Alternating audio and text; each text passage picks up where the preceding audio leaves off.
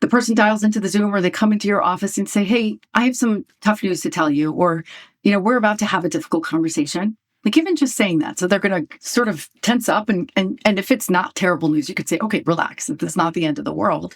But just letting them know like, hey, we're about to have a difficult conversation can really put people in the right mindset. And then to say what it is up front, right? So if you're telling someone that their job is being eliminated, say, hey, I have some difficult news to share. We're making some changes in the company, and unfortunately, your job is affected, right? So you're saying it up front, so they're not waiting for the other shoe to drop. Sometimes people are trying to make someone else feel more comfortable, so they go on and on and on with a whole background and a story, and the person is kind of freaking out, waiting for the other shoe to drop and saying, just tell me, just tell me, just tell me. So by just saying it up front, gets it out of the way. And then what you do is you say a little bit more and then you pause, right? Ask them if they have any questions or reactions. Acknowledge that, wow, I know this is hard, or I know that this is a surprise, or I know this must be difficult to hear.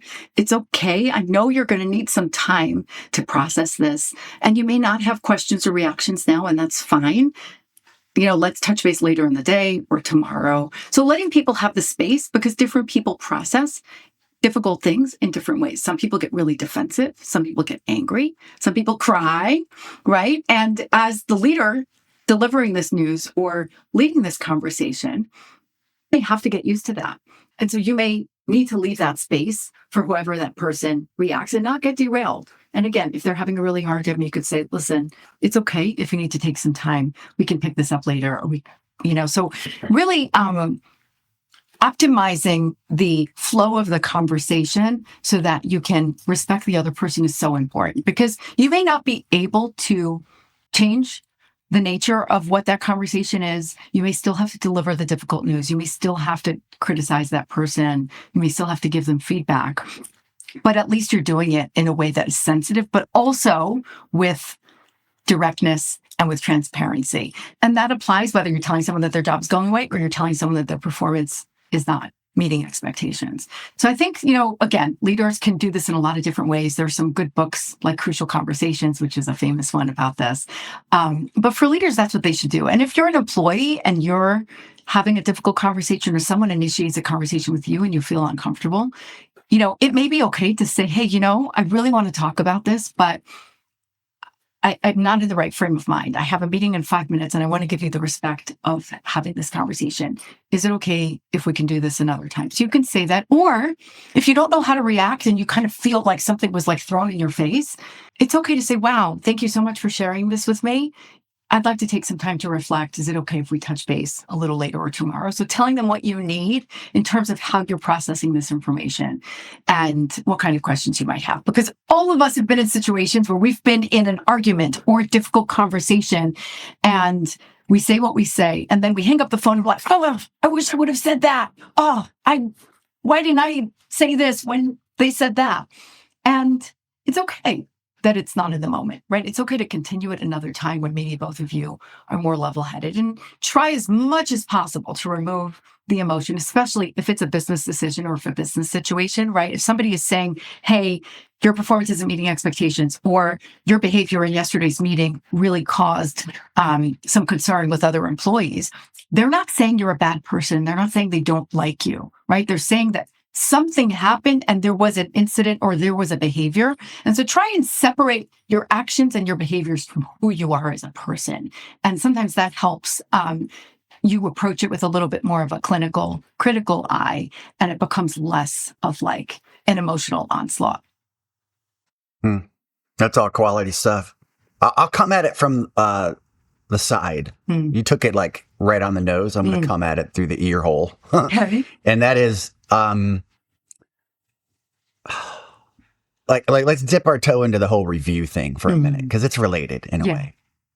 Like I learned early on that the annual review process is kind of a joke, because if you don't have the right leadership in the right seats, who's been having quality, transparent dialogue the whole year, the employee could be shocked by what they see at the end of the year, when you could have all along been making small course corrections for that person small dip of your toe into the open and honest feedback category of engagement.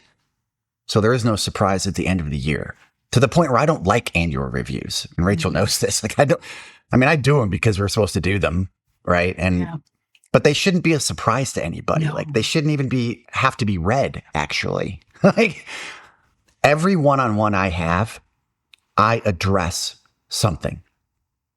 Every discussion I have with somebody, I address something. Now, I'm not a Debbie Downer, and I'm not a bucket of cold water every dialogue. Like, leaders can't just be on that side of the dialogue all the time. So every dialogue I have, we're addressing positives and a few negatives. In the last recording, we talked about Marcus's trombone player wanted, and he gets into the dialogue around, it's okay to, parents, I'll just say it, like, you get a report card, 3 A's and a D. Most parents focus on the D. They don't focus on the 3 A's. And his whole concept about trombone player wanted and strength finders, for those of you out there who have ever done, I love strength finders. Me too. Is leaders should pour more in to what you're good at.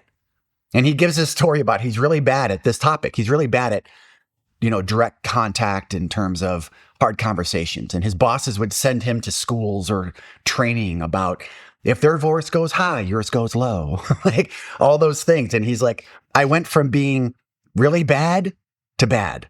He actually says that, like, all the trainings he had and people trying to help him didn't. Instead of focusing on his strengths, everyone focused on the weaknesses. And so many leaders in reviews just pick on the thing they're not good at and ignore all the good they do.